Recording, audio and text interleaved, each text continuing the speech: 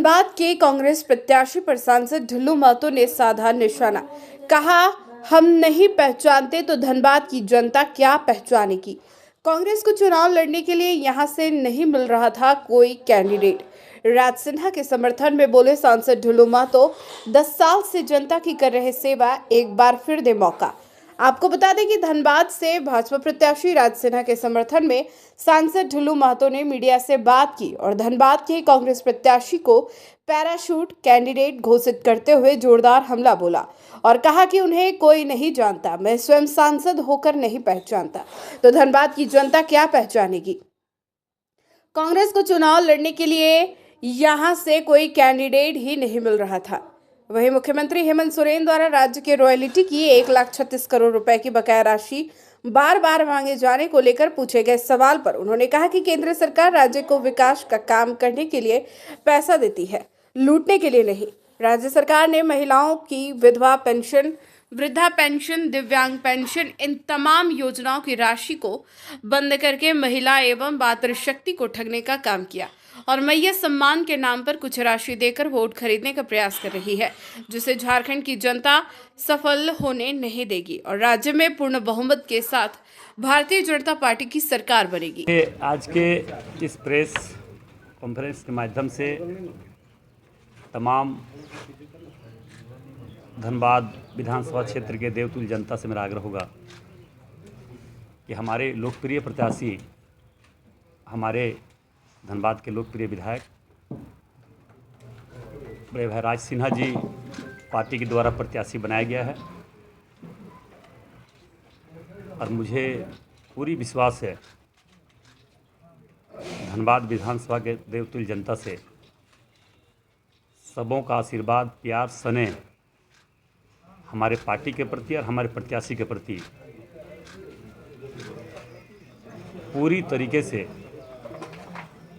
आशीर्वाद देने के लिए तैयार है। और इस 2024 के विधानसभा चुनाव पूरे झारखंड प्रदेश में हो रहा है, जिसमें फुल बहुमत की सरकार हमारे झारखंड प्रदेश में बनने जा रहा है।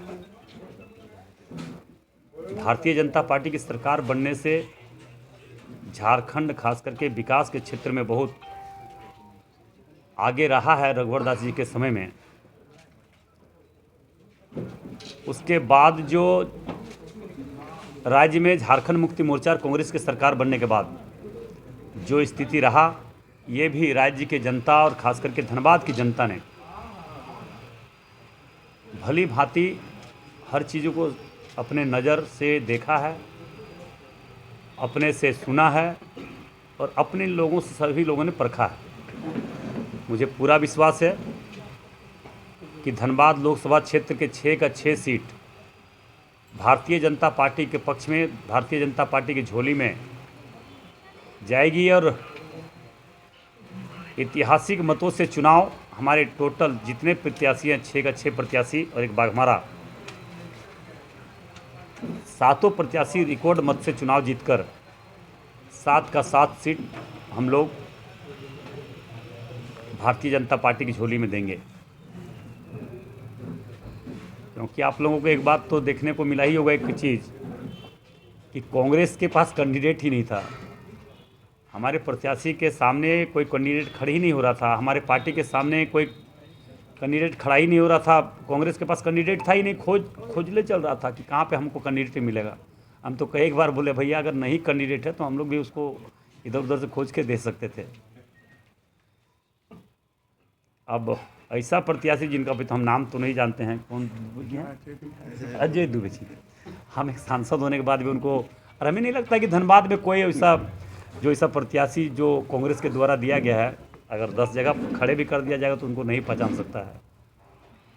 मगर हमारे प्रत्याशी जो राज सिन्हा जी, जो पार्टी ने तय किया और पार्टी ने दिया है और पार्टी ने हम लोगों ने दिए, इनको एक एक व्यक्ति, एक एक लोग धनबाद के एक एक जनता से जुड़े हुए हैं। इनको सारे लोग पहचानते हैं क्योंकि इन्होंने 10 वर्षों में अपने क्षेत्र में हर लोगों के सुख दुख में खड़ा रहकर जनता का सेवा करने का परिणाम रहा है। इनको पार्टी ने पुनः प्रत्याशी बनाया है। मुझे पूरा विश्वास है धनबाद का आतंक, अत्याचार, अन्याय कांग्रेस और झारखंड मुक्ति मोर्चा के समय जिन लोगों ने हमारे इस धनबाद के देवतुल्य जनता ने देखा है, तो सारे लोगों ने ये निर्णय ले चुका है, मन भी बना चुका है कि भारतीय जनता पार्टी के पक्ष में हमारे प्रत्याशी बड़े भाई राज सिन्हा जी के पक्ष में कमल फूल छाप पर बटन दबाकर ऐतिहासिक मतों से चुनाव जीताकर इन्हें रांची भेजेंगे और भारतीय जनता पार्टी की सरकार बनाएंगे। मैं तमाम देवतुल्य जनता से, सभी भाई बहनों से मेरा आग्रह होगा कि हम लोग प्रभु श्री राम जी के भक्त हैं, प्रभु श्री राम जी का आदर्श पर चलने वाले लोग हैं। हमारी पार्टी नीति और सिद्धांत पर चलने वाली है, विचारधारा पर चलने वाली पार्टी है। इसलिए सभी लोग अपना आशीर्वाद के रूप में अपना मतदान भारतीय जनता पार्टी के पक्ष में कमल फूल छाप पर बटन दबाकर हमारे भाई राज सिन्हा जी को ऐतिहासिक मतों से चुनाव जीताकर अपने बेटा का, अपने भाई का सेवा लेने का पुनः काम करें। घोषणा पत्र में तो जो भाजपा जो कहती है वो करती है। मोदी जी का गारंटी है, मोदी जी का गारंटी में हमें नहीं लगता कि आज तक कोई बात खाली गया है। मोदी जी ने जो कह दिया, भारतीय जनता पार्टी के विधायक, सांसद, कार्यकर्ता ने जो कह दिया, वो निश्चित तौर पर हर काम धरातल पर उतारने का काम किया और हम लोग करेंगे। देखिए, पता होगा कि सिंदरी में आपको मालूम होगा कि वो पार्टी के सेवा करते करते, पार्टी के कार्य में लगे रहने का परिणाम रहा कि वो अस्वस्थ हो गए थे। चुनाव प्रचार के दौरान उनके कोरोना काल में उनका अस्वस्थ होने का कारण है कि वो क्षेत्र में नहीं रह पाए। मगर भारतीय जनता पार्टी के एक एक कार्यकर्ता विधायक और सांसद के रूप में काम करते हैं। हमें नहीं लगता उस क्षेत्र के लोग, कोई भी भारतीय जनता पार्टी के कार्यकर्ता के पास गया हो और उनका हर सुख दुख में खड़ा नहीं हुआ हो। इसलिए भारतीय जनता पार्टी के पक्ष में ही मतदान वहाँ पे भी होगा, टुंडी में भी होगा। नहीं, साफ नहीं, सारे जितने हमारे आसपास के धनबाद जिला के, बोकारो के, नहीं नज़दीकी ने, जो हमारे तो स्टार प्रचारक हमको बना दिया भाई। हम तो गांव घर का आदमी है। हम लोग जितना प्रयास करते हैं, जाते हैं और हम लोग प्रयास करते हैं कि हमारा सारा सीट जीते और जीतेंगे ही। भारतीय जनता पार्टी, खास करके मोदी जी और भारतीय जनता पार्टी के प्रति हमारे एक से एक अच्छे प्रत्याशी को दिया गया है। तो निश्चित तौर पर प्रत्याशी का चयन पार्टी के द्वारा, हमारे नेताओं के द्वारा किया गया, तो अच्छे प्रत्याशी का चयन होता, तभी हम लोग कैंडिडेट के रूप में उसकी घोषणा करते हैं। अब देखिए, स्टार प्रचारक में लगभग 40-42 लोगों का नाम है। कोई भी आ सकता है, मोदी जी आ सकते हैं, योगी जी आ सकते हैं, अमित शाह जी आ सकते हैं, JP नड्डा जी आ सकते हैं, हमारे बाबूलाल मरांडी घूम ही रहे हैं। ऐतिहासिक मतों से चुनाव हमारे सारे कैंडिडेट, भारतीय जनता पार्टी जितने कैंडिडेट सारे लोग जीतेंगे। 6 हमारे धनबाद लोकसभा क्षेत्र में है, बागमारा हो गया, टुंडी हो गया, आपका सारे लोग हैं। एक स्टेटमेंट नहीं सुने नितिन गडकरी जी का कि तुम जितना काम करोगे उतना हम पैसा देंगे। काम करो, लूटने के लिए पैसा नहीं दिया जाएगा। अरे स्पष्ट शब्द है, पूरे टीवी मीडिया, सोशल मीडिया सारे जगह पर चला। केंद्र सरकार तो पैसा देने के लिए बैठा हुआ है, मगर इसको तो काम करना नहीं है। झारखंड को लूटना है, लुटवाना है, झारखंड को बर्बाद करना, झारखंड में उग्रवाद को बढ़ावा देना है, झारखंड में असामाजिक तत्वों को बढ़ावा देना है, राजनीतिक तुष्टिकरण का राजनीति करना है। आप देख ही रहे हैं। आप पाकुड़ चले जाइए, अभी वहाँ पे स्थिति जो आप देखने को मिलेगा, बंगाल की स्थिति होते जा रहा है। तो कहीं ना कहीं आज राज्य की जनता, 3.5 करोड़ जनता ने यह तय कर चुका है, मन भी बना चुका है कि भारतीय जनता पार्टी की सरकार लाना है। बोलना और करना अलग बात है, वो तख्त पर रखे, इसे बोलने से कुछ नहीं होता है। अभी अगर इतने जल्दबाजी में मैया सम्मान योजना का जो उन्होंने जो घोषणा किया है, चुनाव आचार संहिता के एक दिन पहले, आप लोगों को मालूम है या मालूम होना भी चाहिए, आप लोगों को जरूर मालूम होगा, क्योंकि आप तो निष्पक्ष हैं, आप किसी को और नहीं हैं। मगर सत्य को तो सत्य होना और सत्य को मानना ही है, और मानना भी चाहिए। विकलांग पेंशन, विधवा पेंशन, वृद्धा पेंशन, फंड का पैसा सारा को ब्लॉक कर दिया, और सारा पैसा को ये मैया सम्मान योजना में कुछ हमारी माँ बहन को लाने के लिए या कुछ खेती करने के लिए ये दे दिया गया है। तो ये गलत है, इस तरह का राजनीति नहीं होनी चाहिए। ये अगर घोषणा ही करना था तो साल भर पहले करना, 2 साल पहले करना चाहिए था। मगर मोदी जी, आप जानते हैं कि जो कहता है वो करता है। धनबाद से सांसद हैं और 20 वर्षों से लगातार हमारे भाई शत्रुघ्न भैया दिन रात सेवा करते हैं। एक भी कार्यकर्ता, एक भी जनता बोल दे कि चुनाव नहीं लड़ना है, हम लोग आज भी नहीं लड़ेंगे। मगर सेवा करने का परिणाम है कि क्षेत्र के जनता ने और पार्टी ने निर्णय लिया है कि शत्रुघ्न महतो को ही टिकट देने से हम लोग वहाँ पे सेवा ज़्यादा कर सकते हैं जनता के बीच में।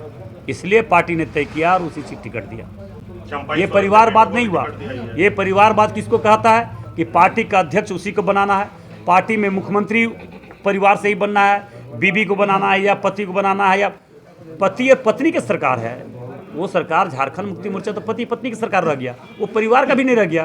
परिवार का होता तो अपनी बड़ी भाभी को भी वो अलग नहीं करते, उनको भी किसी तरह से मना के रखते। चंपई सोरेन जिन्होंने झारखंड मुक्ति मोर्चा को सींचा है, झारखंड मुक्ति मोर्चा को नींव को रखने का काम किया है, झारखंड मुक्ति मोर्चा को अगर इस मुकाम तक पहुंचाने में अहम भूमिका अगर कोल्हान में रहा, उस क्षेत्र में रहा, तो चंपई सोरेन जी का रहा। जब चंपई सोरेन जी का नहीं हुआ, सीता सोरेन जी का नहीं हुआ, सीता सोरेन जी पर इतना अभद्र टिप्पणी होने के बाद भी अगर एक सवाल उसका जवाब तक नहीं दिया, तो हम क्या समझेंगे? सत्ता के लिए कुछ भी खो सकता है, कुछ भी वो कर सकते हैं। भैया वहाँ कैंडिडेट तो चाहिए ना, वहाँ तो कैंडिडेट चाहिए ना। क्या कैंडिडेट नहीं होना चाहिए क्या? तो फिर वो आप ही लोग के समाज से है, पता है कि नहीं? पत्रकार के बीच से ही है, पत्रकार से पहले तो ज़्यादा काम कर सकते हैं। आप ज़्यादा काम कर सकते हैं, आप समाज में ज़्यादा घूम रहे हैं तो ज़्यादा नहीं दिखेगा समस्या। निदान तो आप ज़्यादा बोल सकते हैं। बोले तो उसका बात का कोई दम नहीं है, कोई वैल्यू है। वो जो मन से बोलता है, बोले तो इतना बड़ा अभद्र टिप्पणी नहीं करना चाहिए, गलत है। सीता सोरेन की बेटी को लेकर भी कुछ बातें करते हैं। तो हम तो देख ही रहे थे कि मुकदमा हुआ है। ये तो हेमंत सोरेन जी को कार्रवाई करना चाहिए। हेमंत सोरेन जी क्यों नहीं जवाब दे रहे हैं? आप घर परिवार को पढ़ना ही गलत बात है।